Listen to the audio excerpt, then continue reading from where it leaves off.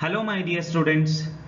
Welcome to ICS Mahesh PU College, Dharwad. Myself, Jayraj Hegde. In the last class, I have discussed question number 41 to 50, and now I am going to discuss question number 51 to 60 of Karnataka CET 2020. Without any delay, let us get into it. The bond angle of PH4 is more than PH3. This is because PH4 plus. What is PH4 plus? We have 1, 2, 3, 4, 5. Phosphor contains 5 electrons. As we have plus, so I should have to eliminate 1. So 4 electrons are remaining. H, H, H, H. So we have 1, 2, 3, 4. 4 bond pair means tetrahedral shape. 4 bond pair means tetrahedral shape. So that's why the compound will become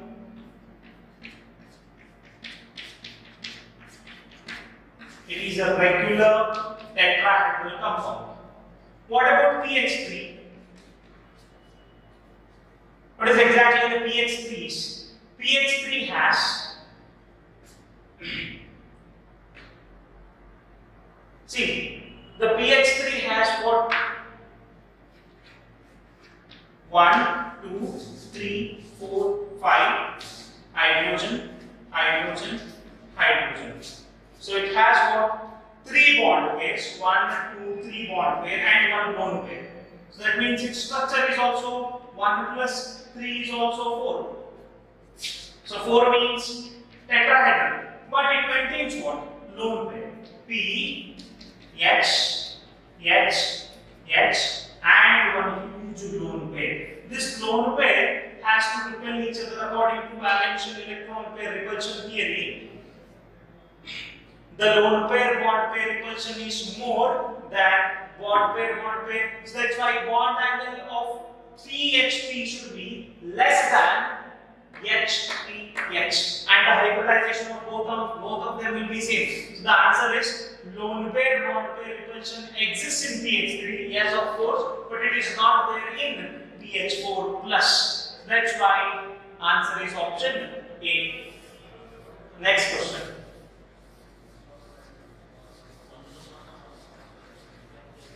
The incorrectly matched pair is xenon has 8 electrons. Let us use the same shortcut. 1, 2, 3, 4, 5, 6, 7, 8.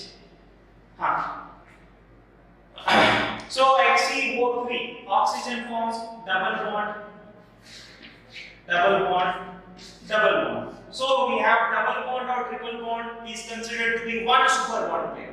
That means we have one super bond pair, two super bond pair, three super bond pair, and one lone pair. That means Xe, double bond O, double bond O, double bond O, and one lone pair. It is in tetrahedral shape. A trigonal pyramidal geometry. It is right. The option A is right. Trigonal pyramidal. The option B, XeF4. It's also same way. Xe, 8 electrons. 1, 2, 3, 4, and 2 lone pair. And if it is there, so we have 6, 1, 2, 3, 4. 4 bond pair and 2 lone pair. So totally it will be 6. 4 bond pair plus 2 lone pair will be 6. 6 valence electron pair means the structure is octahedral. Octahedral means what? Xenon, F. We should have to keep lone pair as distant as possible. So that's why the structure will become square planar with 2 lone pair, not tetrahedral. However, XeF6 will be the distorted octahedral. It's a standard structure. We have 6 bond pair and 1 lone pair. 6 bond pair, 1 lone pair will be distorted octahedral. XeOF4. Here I am having already XeF4. Here if I write double bond O, it will be 5. So 5 bond pair plus 1 lone pair is 6 octahedral. Octahedral stands for double bond O and 4 fluoride ions over here. So it will be square pyramidal. So option A, C, D are right. The wrong one is option D. Next question.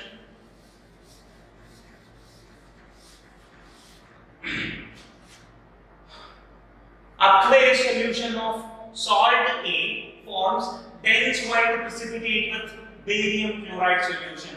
The precipitate dissolves in dilute HCl to produce a gas B, which decolorizes the acidified KMnO4 solution. This question is wrong actually. The aqueous solution of salt, it should not be an aqueous solution of salt.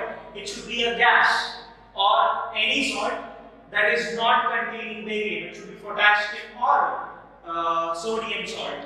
So the question is wrong here itself. But let us assume it is a gas forms a dense white precipitate. That compound is A. A precipitate which is formed, a dense white precipitate with barium chloride and a gas, it should be A. And the precipitate which dissolves with dilute HCl to produce gas B. It decolorizes with acidified KMnO4 solution. If we assume the question like this, then the option will become A.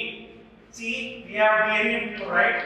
If barium chloride, if it reacts with SO2 or K2SO3, SO2 or K2SO3 or Na2SO3, double displacement reactions happen, or in the presence of water, SO2 plus H2, aqueous solution as it is, it should have to form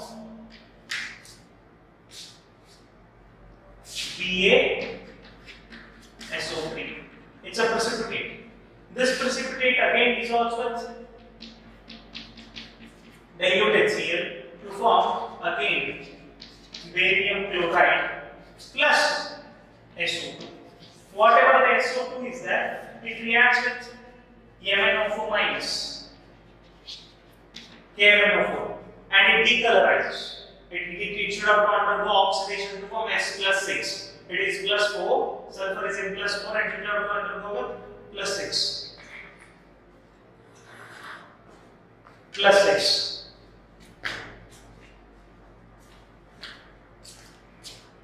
So the answer must be option A. The gas which liberates out is SO2 and the salt which we should have to take is sulfates.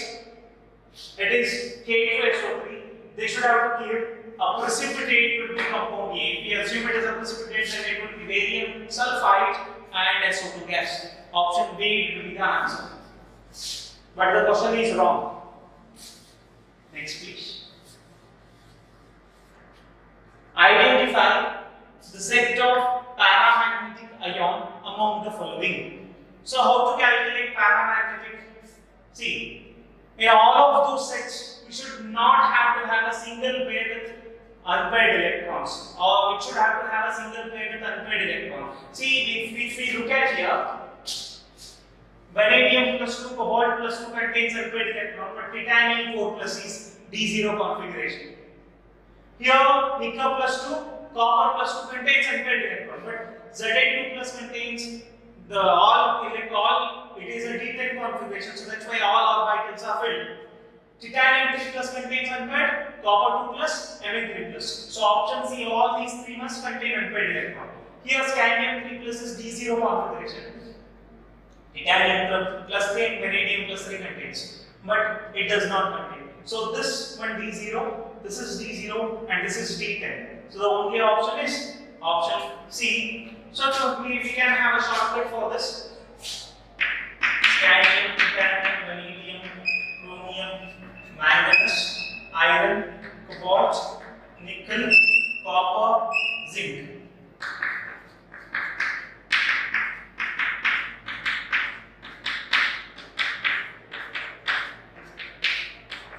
So we can calculate its plus 2 oxidation state. Scandium plus 2 contains 1 electron. It would be D1. Scandium plus 2 will be D1. It would be D2, D3, D4, D5, D7, D8, D9, D10. Among this, D10 and D0 will not contain any unpaired electron. So we can easily calculate it. Vanadium plus 2 contains 3 unpaired electron. Cobalt plus 2 contains D7. That means 3 unpaired electron. 5. So you just add your fingers. 5 plus 2, 7. So you must have to contain 3 unpaired electron. Then we have titanium plus 4. Titanium plus 2 contain 2 electrons. So titanium plus 2 is 2. Titanium plus 4, which we should have to remove another 2 electron. It would be D0. Then for nickel 2 plus, nickel D8. That means we have 5 plus 3. So we remain, 5 plus 3. We remain 2 electrons. Then chromium plus 2, D4. It should contain 4 unpaired electrons. Zn 2 plus, another 10. That means 5 plus 5. D10 is 0 in unpaired electrons. So similarly, we can calculate for titanium, copper 2 plus and Mn 3 plus. It must contain all electrons unpaired. Titanium plus 3 is D1, chromium plus 2 would be D4, and Mn plus 3 would be Mn plus 2 is D5 plus 3 is D4. Yeah, so all of them contain unpaired electrons. Option C. Next question, please. How many moles of K2Cr2O7 is required to liberate 6 moles of iodine from aqueous solution of I minus to I2? To convert from I minus to I2, you should have to have 2 ions. That means it is a 2 electron change. As we know in acidic medium, K2Cr2O7 would undergoes to Cr3 plus. So here Cr plus 6, 2 plus 3, but here we have Cr2. So that's why 2 moles of Cr3 plus. For 1 mole from plus 6 to plus 3, it would be 3 electrons. For 2 moles, it will be 6 electrons.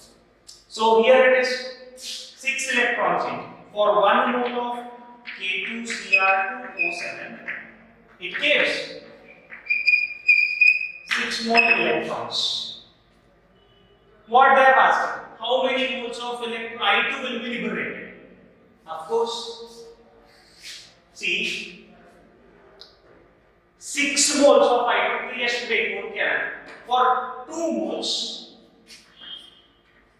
So for K2Cr2 and O7 gives 6 moles. 6 moles means 1 mole of K2Cr2O7 is sufficient to oxidize 3 moles of iodine. 3 moles of iodine will be liberated. If I want to balance this Cr2O7 2 minus as it is, it must be into 3. So it produces 6 electron, it accepts only 2. So that's why 3 moles of iodine we should have to liberate plus 6 I minus will give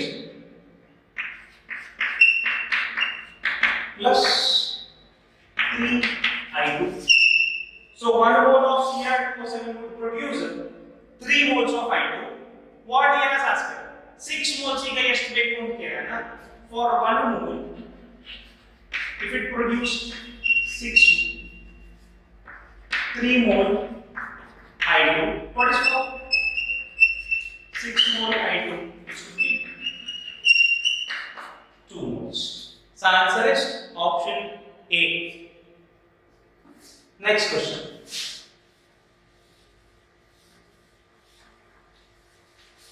Phosphorus pentachloride. So here they are given 4 options. Phosphorus pentachloride on hydrolysis gives oxo acid. In fact, H3PO4 we should have to get. It is tri-basic. Yeah, option A is right. On hydrolysis gives oxo acid. Phosphorus, which is good reducing agent. It is wrong because phosphorus is already in +5 oxidation state. It should be acting as oxidizing agent. All 5 bonds are not equal. They are actually not equivalent. Axial bonds are different. Equatorial bonds are different. Axial bonds are longer than equatorial. Here it exists as ionic solid in which cation is octahedral structure, anion has a tetrahedral structure. It's a wrong answer. It just acts as PCl5. See, here on hydrolysis, what exactly happens? PCl5, if you add 1 mole of water, it produces POCl plus. This POCl3 also undergoes hydrolysis. P double bond O, Cl, Cl, Cl. It reacts with 3 moles of H2, H, OH, H, OH, H, OH. If it takes away 3 HCl and in the place of Cl, it will get OH. The answer would be P double bond O, OH, OH, OH. So it is tribasic, H3PO4, which is tribasic. The answer is option A. Next question. The coordination number of Fe and CO in the complex ion. See here, C2O4, we have oxalato ligand. The oxalato ligand is a bidentate ligand. That means what? One bidentate ligand has a coordination number of 2. We have 3 oxalato ligands. Then the coordination number for this must be 3 into 2, 6. And SCN, it's a monodentate ligand. And we have 4 ligands. That means the coordination number would be 4. Coordination number is nothing but the number of nearest atom to nearest ligand which is directly connected. Number of nearest monodentate ligand which is directly connected. If it is bidentate, then it will be twice the number of bidentate ligand. So for this, it would be 6, and for this, it would be 4. The answer is 6 and 4. Option D. Next one. The number of stereoisomers exhibited by CO into Cl2 plus. We have a shortcut for this. If a compound contains M, AA2, A2, this type of species should have to produce one cis and another one trans. And cis shows optical isomerism, whereas trans cannot. So cis shows D and L. So we have 2 cis and 1 trans. So totally it should be 3 isomers. So it's a shortcut. If you want to write the structure, it would be very simple.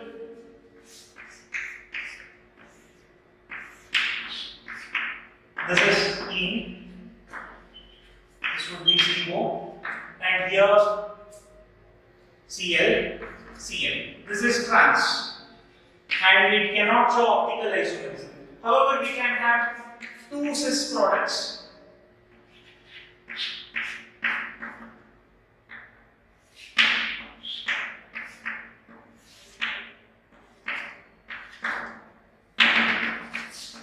This is a cis, and we can have exactly the mirror image in this one. CO. This is E.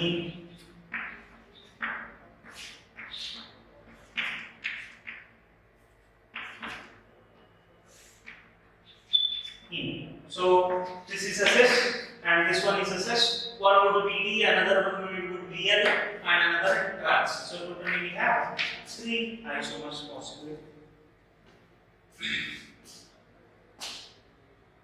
Give the IUPAC name of PTNX3 4 times PTCl4. So as the platinum can exist with 2 oxidation states, +2 and +4, NX3 4.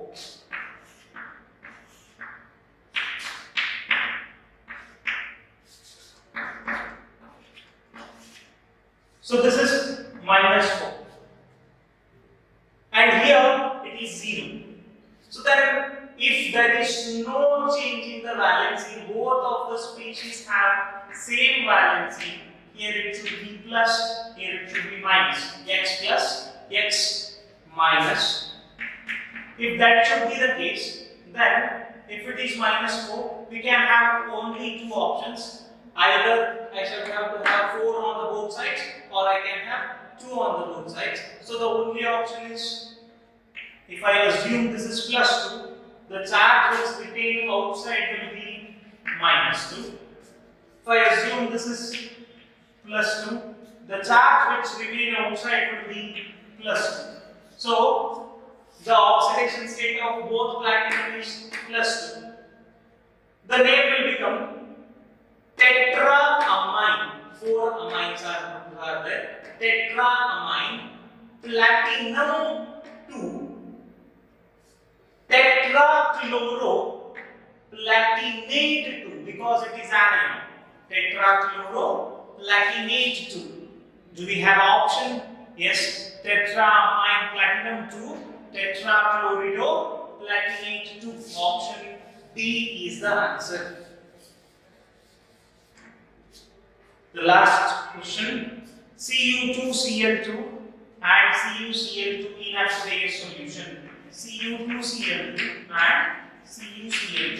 Here it is plus 2, here it is plus 1. So its configuration is 3D10 4s0. It has completely filled. Here 3D9 4s0. It is not completely filled. So in a gaseous medium, of course, 3D10 is more stable than 3D9. In gaseous medium, copper plus 1 would be stable, but he has not asked in copper 2 plus, he has not asked in gaseous state, he has asked in aqueous medium. Here one more factor we should have to consider, that is hydration enthalpy. Hydration enthalpy of copper 2 plus is so high that it over-dominates the stability of D9. Copper 2 plus the hydration enthalpy here ಜಾಸ್ತಿ ಇದ್ದರೆ it dominates over the extra ionization enthalpy which requires to remove one electron from D10 to D9. That is the reason copper 2 plus is more stable in aqueous medium, though copper plus is more stable than copper plus is more stable than gaseous medium. That's for today. Please share, like and subscribe. Thank you for watching.